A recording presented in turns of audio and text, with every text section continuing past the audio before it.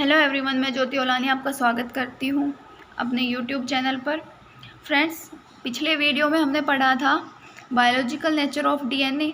इस वीडियो में हम पढ़ेंगे physical and chemical nature of DNA. ठीक है, सबसे पहले हम पढ़ते हैं न्यूक्लिक एसिड। ठीक है, न्यूक्लिक एसिड कितने प्रकार का होता है? दो, डीएनए और आरएनए। ठीक है, इसमें केमिकल बिल्डिंग ब्लॉक्स होते हैं, उनको क्या बोलते हैं? न्यूक्लियोटाइड। ठीक है, न्यूक्लियोटाइड। उसके बाद में न्यूक्लियोटाइड किससे मिलके बना होता है? शुगर, फॉस्फेट और नाइट्रोजनस बेस से। ठीक है, इसके बाद में हम पढ़ते हैं वाटसन एंड क्रिक का जो मॉडल है उसको पढ़ते हैं। ठीक है, इसमें है डबल हेलिकल मॉडल। इन्होंने कौन सा मॉडल दिया था? डबल हेलिकल मॉडल, द्विकुंडलीय प्रारूप। इसके अनुसार डीएनए का फिजिकल स्ट्रक्चर बताई। वाटसन और क्रिक ने डीएनए की फिजिकल स्ट्रक्चर बताई। इसके बारे में बताया कि यह प्रारूप घुमावदार सीढ़ी के समान था। ठीक है, अब इसमें देखते हैं अपन। सबसे पहले जो इसकी स्ट्रैंड होती है न्यूक्लियोटाइड की, वो जो ये न्यूक्लियोटाइड होते हैं इस श्रृंखला में, घुमावदार सीढ़ी के समान जो श्रृंखला है, उसमें जो न्यूक्लियोटाइड होते हैं वो एकांतर क्रम में पाए जाते हैं। ठीक है, एक फिर बॉन्ड फिर न्यूक्लियोटाइड ऐसे करके। ठीक है, और इसके बीच में, न्यूक्लियोटाइड्स के बीच में जो बॉन्ड पाया जाता है वो होता है फॉस्फोडाइएस्टर बंध, जो हम आपको आगे बताएंगे डिटेल से। देखिए, ये होती है डीएनए की स्ट्रक्चर, जो घुमावदार होती है, डबल हेलिकल होती है। जो ये नाइट्रोजनस बेस होते हैं, ये यहाँ पे पाए जाते हैं नाइट्रोजनस बेस। इनके बीच में जो बॉन्ड होता है वो हाइड्रोजन बॉन्ड होता है। ठीक है, ये होते हैं नाइट्रोजनस बेस। ठीक है, इसके आगे अब हम देखते हैं स्ट्रक्चर ऑफ डीएनए। डीएनए की स्ट्रक्चर में तीन चीज़ें होती हैं। एक 5 कार्बन शुगर होती है, दूसरी है फॉस्फेट या फॉस्फोरिक एसिड होता है, तीसरा है नाइट्रोजनस बेस। ये तीनों मिलते हैं किसमें? न्यूक्लियोटाइड में। तीनों मिलके क्या बनाते हैं? न्यूक्लियोटाइड। ठीक है, अब इसके बाद में आगे देखिए 5 कार्बन शुगर। 5 कार्बन शुगर, ये 5 कार्बन की एक श्रृंखला बनती है जिसमें एक OH जुड़ा हुआ होता है, इस पर H जुड़ा होता है और ये CH2OH होता है। ठीक है, ये डिऑक्सी होती है, यानी कि एब्सेंस ऑफ O2। ठीक है, ये जो बंध होता है कार्बन और ये जो नाइट्रोजनस बेस होता है वो होता है ग्लाइकोसाइडिक बॉन्ड। अभी आपको आगे बताया जाएगा। ठीक है, इसमें देखिए आगे है, ये डीएनए का बॉन्ड था, ये डीएनए की स्ट्रक्चर थी। और अब हम पढ़ते हैं आरएनए की स्ट्रक्चर। आरएनए की स्ट्रक्चर ऐसी होती है, इसमें 2 OH जुड़े होते हैं। ठीक है, और ये आरएनए की स्ट्रक्चर होती है। देखिए फ्रेंड्स, ये होता है एक प्यूरिन, जिसकी संरचना बड़ी होती है और ये कौन कौन से कार्बन पे जुड़ते हैं? 1, 3, 7 और 9 पे। पिरिमिडिन की संरचना छोटी होती है, इसलिए ये कौन कौन से कार्बन पे जुड़ते हैं? 1 और 3 पे। ठीक है, इसके आगे दूसरा होता है इसमें फॉस्फोरिक एसिड। फॉस्फोरिक एसिड का देखिए P एक डबल बॉन्ड और ये होता है 3' पे OH जुड़ा हुआ होता है और ये 5' न्यूक्लियोसाइड होता है। ठीक है, ये वाला है O नेगेटिव होता है। ये H हमने इसलिए बना दिया क्योंकि ये O की 2 संयोजकता पूरी हो जाए, इसलिए ये 2 बॉन्ड करने के लिए H बना रखा है। बाकी जब हम डीएनए की स्ट्रक्चर बनाते हैं तो ये O नेगेटिव होता है। ठीक है, और ये वाला जो O होता है वो अगली दूसरी श्रृंखला से जुड़ा हो, दूसरे अणु से जुड़ा होता है। ठीक है, तब देखिए जो ये नेगेटिव चार्ज है, ये क्या काम आता है? नेगेटिव चार्ज आयनिक बॉन्ड का फॉर्मेशन में काम आता है। आयनिक बॉन्ड मतलब एक अणु से दूसरे अणु को जब जोड़ा जाता है तो उसमें ये काम आता है। ठीक है, डीएनए की जो बैकबोन होती है वो क्या होती है? शुगर और फॉस्फेट।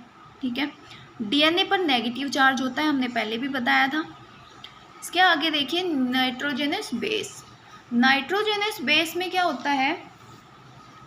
प्यूरिन होते हैं और पिरिमिडिन होते हैं। ठीक है, प्यूरिन कौन कौन से होते हैं? एडिनिन और ग्वानिन। 2 होते हैं प्यूरिन और 3 होते हैं पिरिमिडिन। प्यूरिन, एडिनिन और ग्वानिन। पिरिमिडिन होते हैं साइटोसिन, यूरेसिल और थाइमिन। ये 3 होते हैं पिरिमिडिन। ठीक है। प्यूरिन का वर्ड स्मॉल है, मतलब शब्द छोटा है लेकिन स्ट्रक्चर बड़ी होती है। पिरिमिडिन का शब्द बड़ा है, स्ट्रक्चर छोटी होती है। ठीक है। अब पढ़ते हैं हम प्यूरिन्स की स्ट्रक्चर। ये होती है प्यूरिन की स्ट्रक्चर, जिसमें यहाँ पे नाइट्रोजन, यहाँ पे नाइट्रोजन, यहाँ पे नाइट्रोजन, यहाँ पे नाइट्रोजन। ठीक है। कौन कौन से कार्बन पे होती है प्यूरिन में? 1, 3, 7 और 9। ठीक है। इन पे ये जुड़े हुए होते हैं। उसके बाद में ये देखिए एडिनिन में और ये ग्वानिन में। ग्वानिन में NH2 यहाँ पे जुड़ा हुआ होता है।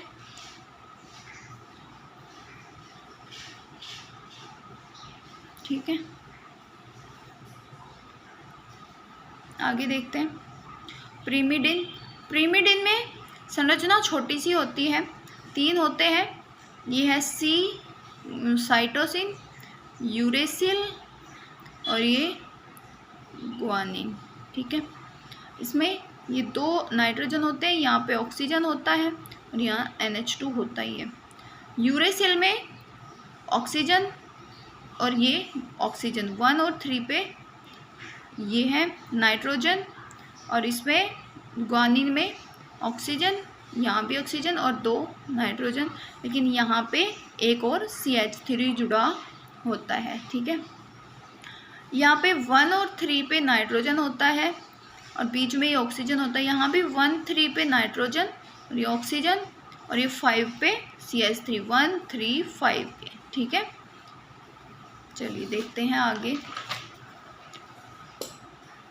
देखिए DNA की जो स्ट्रक्चर होती है वो 4 प्रकार की होती है: प्राइमरी, सेकेंडरी, टेरिस्ट्री और क्वार्टरी।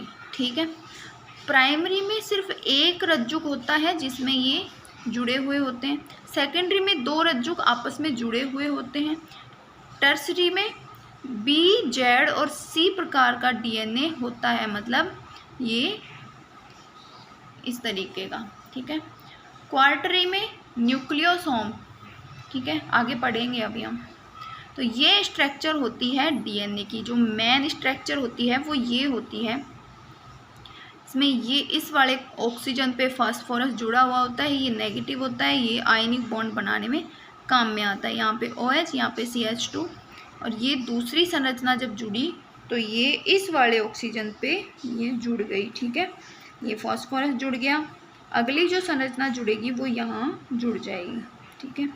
अब देखिए इसकी जो मेन स्ट्रक्चर कैसे बनती है। ये ऐसे बनती है, ये बन गया। ठीक है। यहाँ पे थाइमिन जुड़ गया और ये वाला बन गया, इसमें ग्वानिन जुड़ गया। ठीक है। यहाँ पे A, C। ठीक है। अब देखिए ये थाइमिन और एडिनिन बन गई स्ट्रक्चर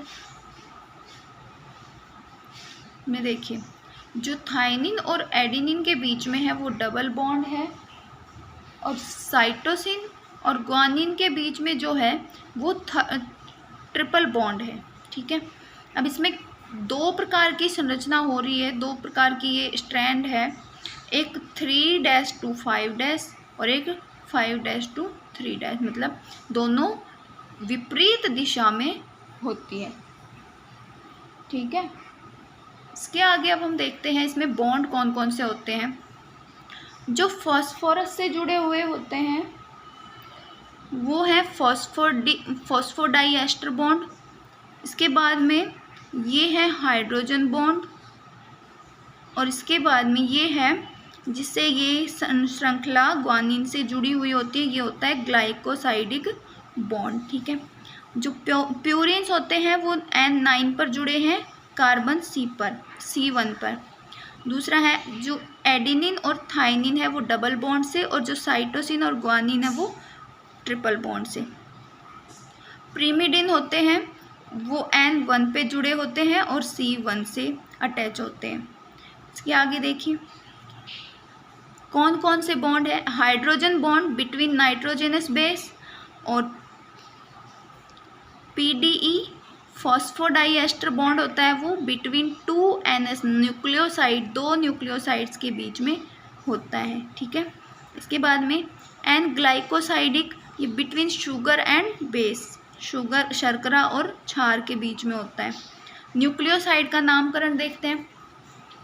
न्यूक्लियोसाइड किस किस से मिलके बना होता है, शुगर और बेस से। एडिनिन प्लस डीऑक्सीराइबोज शर्करा मिलके क्या बनाते हैं, एडिनोसिन। ग्वानिन और डीऑक्सीराइबोज शर्करा मिलके क्या बनाते हैं, ग्वानोसिन।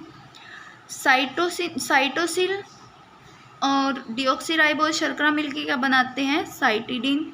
थाइमिन और डीऑक्सीराइबोज शर्करा मिलके क्या बनाते हैं, थाइमिडीन।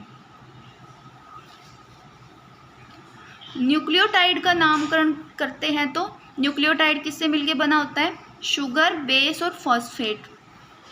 देखिए adenine plus sugar plus phosphoric acid मिलके क्या बनाते हैं, adenylic acid. Guanine plus sugar और फॉस्फोरिक एसिड मिलके क्या बनाते हैं, ग्वानिलिक एसिड। साइटोसिन प्लस शुगर और फॉस्फोरिक एसिड मिलके क्या बनाते हैं, साइटिडिलिक एसिड। थाइनिन प्लस शुगर और फॉस्फोरिक एसिड मिलके क्या बनाते हैं, थाइमिडाइलिक एसिड। ये हो गई आपकी DNA की physical nature. Thank you friends, ये टॉपिक आपका यहीं कंप्लीट होता है। आगे हम पढ़ेंगे वाटसन एंड क्रिक का मॉडल। Thank you.